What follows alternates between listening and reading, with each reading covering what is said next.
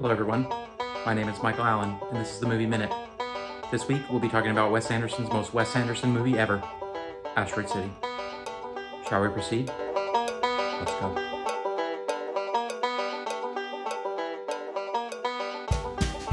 Alright everybody, let's talk about Asteroid City. Wes Anderson.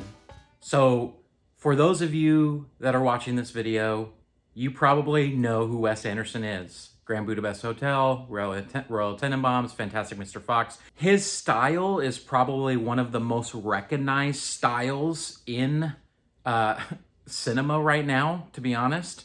What is the movie about? Asteroid City is about a playwright who's writing a play by the name Asteroid City about a group of characters who all end up in this same town in the southwest corner of the US during atom bomb testing, and then things start to happen, right? And we're learning about these characters. Wes Anderson is a master character director. He creates these personas that then he explores throughout the entire movie. And that's what his movies are. A lot of the time there's not an overall plot, like story from like beginning, middle, end. It's really an exploration of character and why we're motivated. And so that's part of why he is so intriguing as a director, because his films very much are exploring the human condition in a very stylized way. I really liked the film. I liked a lot about the film. I think going into it, I thought it was going to be something different, because if you are a fan of Wes Anderson, you knew his last film, French Dispatch. It's very different than French Dispatch. So I just want to say that right now. And different, not in a bad way, but just very different. I think I went in thinking, oh, this is going to be a lot like French Dispatch. And it wasn't. It was very different. We'll talk about a few reasons why it's different in a second. But it just is very different. But overall, right, the cast, as always, every single person that's in this movie, you're like, oh, wow. He got that person to do this tiny role. The writing is super strong, as always. Just the dialogue and how they speak is so well done. Overall, though, the biggest highlight of this entire film is the production design. You guys, this film deserves to be nominated for an Oscar for production design.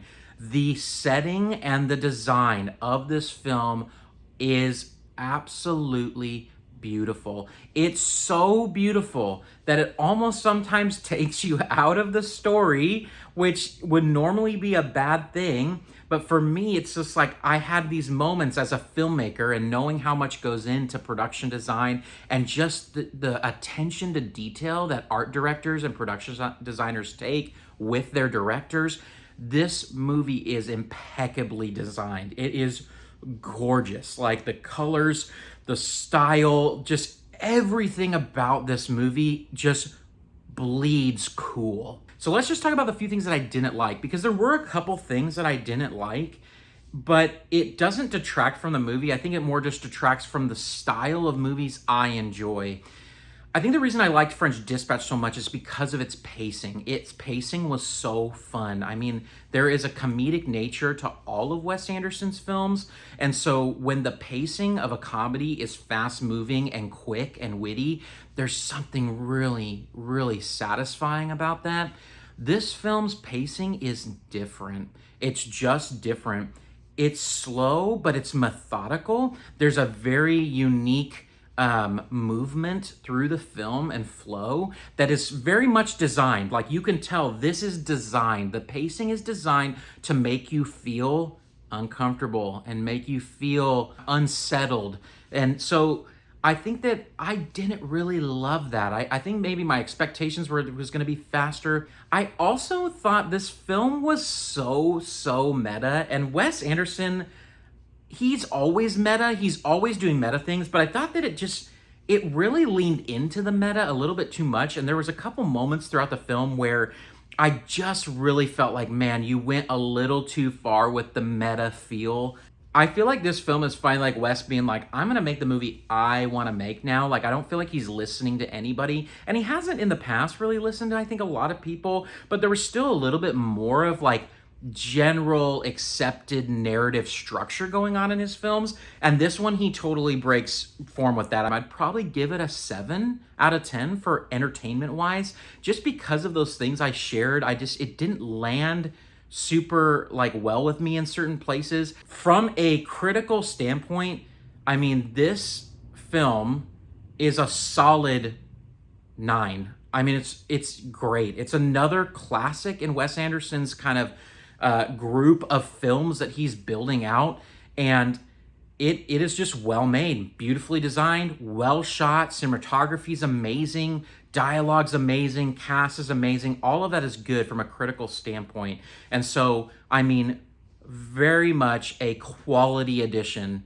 into his repertoire. With both of those scores combined, that puts it at an 8 out of 10 for me. It's still a really solid movie. So let's talk about Badge. Now, lots with my Badge is about, is this worthy of going to the theater for?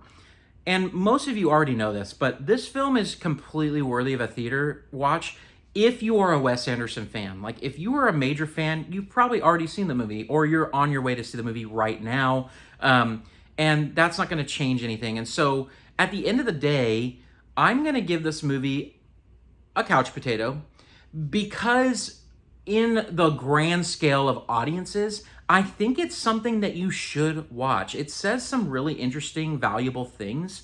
And so I think that you should watch this film, but you don't need to go to the theater to watch it unless you're a Wes Anderson fan. If you like this video, go ahead and drop me a like, drop a subscribe. I'm on my way to 200 subscribers. Would love for you to join this journey with me. So thankful for all of you for joining me. And until next time, peace out.